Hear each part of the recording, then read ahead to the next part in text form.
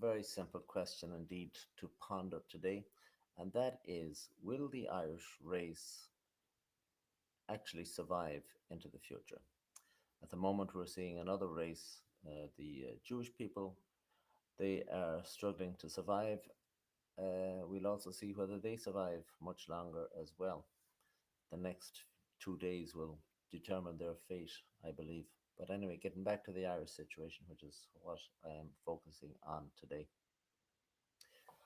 Another video was posted yesterday by my friend Brian, and a commenter left a comment that was very important. He said that we all understand that protests and likewise activities are not the solution whatsoever. I suspect he was uh, uh, referencing maybe more uh, sturdy responses. Well, I'm going to give the solution very quickly now. There's a lot of people with this, that, and the other saying, but the solution of this problem is very, very simple. It's straightforward. To solve the immigration crisis into Ireland, you just need to do one, two, three little things. Very easy. One, stop giving these people free money, housing, subsidies, and the like. That is the one first thing you will do. Second thing you will do is you will enforce the laws on these people coming in, exactly as you enforce the laws on everybody else. I have seen a lot of people complain about Ukrainians coming in, driving cars with no tax, insurance, inspection procedures, etc., etc., etc. There was one example given that somebody spotted a Chevrolet Camaro on the streets of Ireland.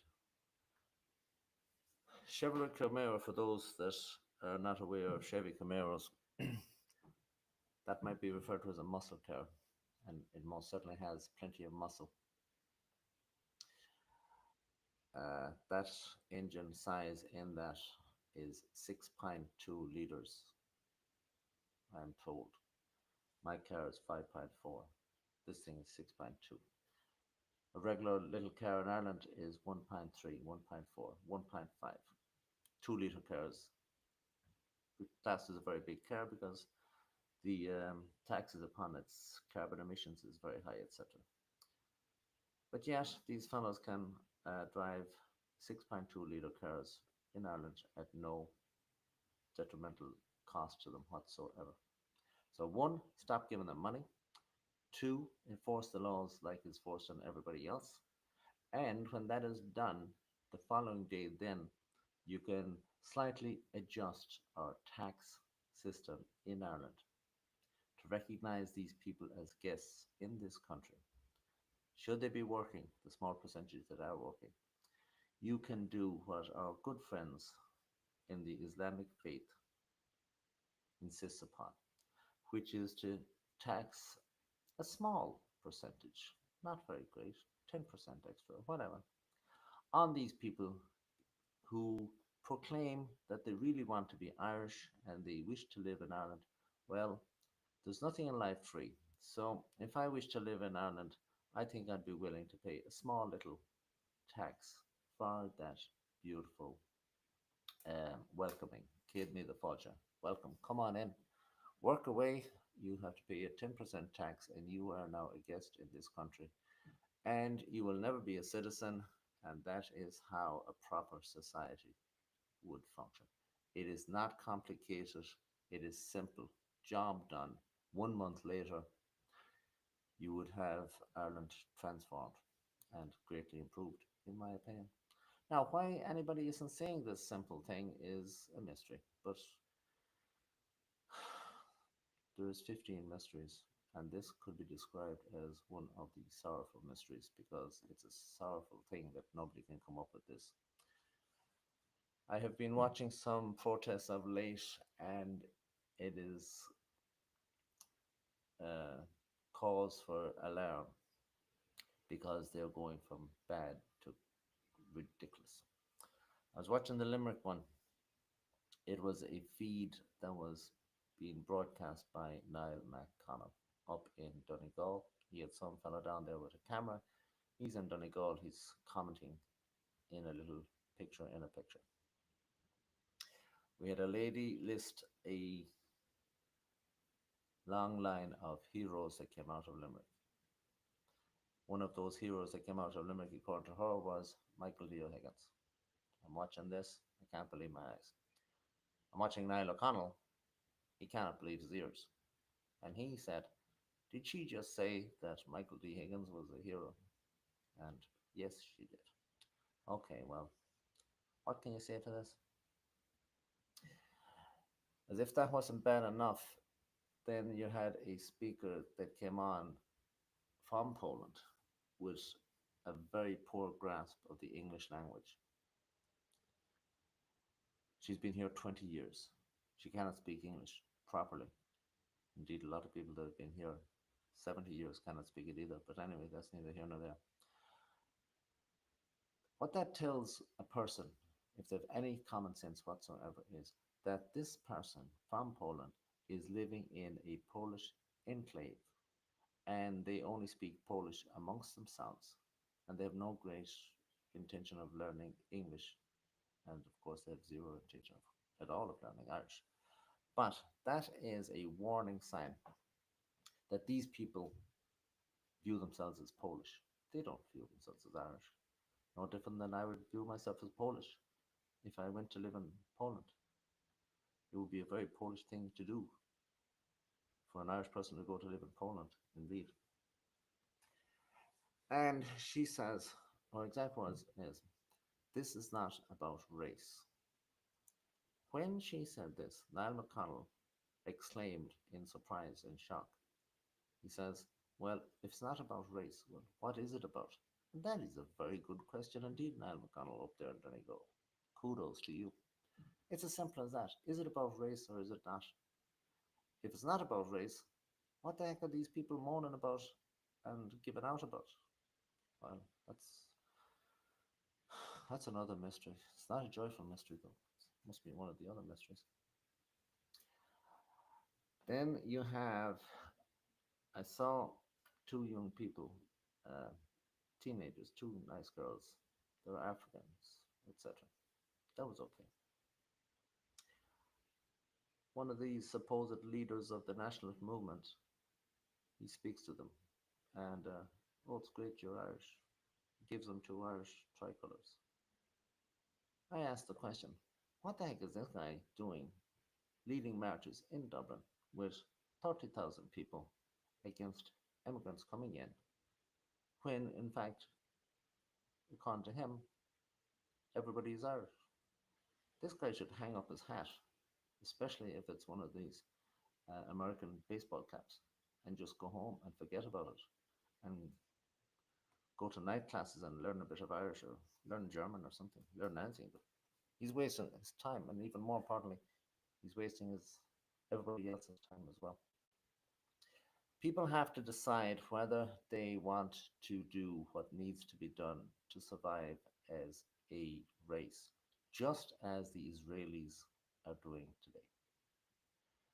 Hate the Israelis or admire the Israelis or anything in between. You just recognize that this is a group of people that is fighting for survival and they're doing what needs to be done to survive. Somewhat, in many regards, I admire them for being highly intelligent and crafty and conniving, maybe, to be in a position where they can control the most powerful military the universe has ever seen and use somebody else's military to defeat their enemies. Now, if the Irish could only have that wisdom, they'd be well on the road to recovery.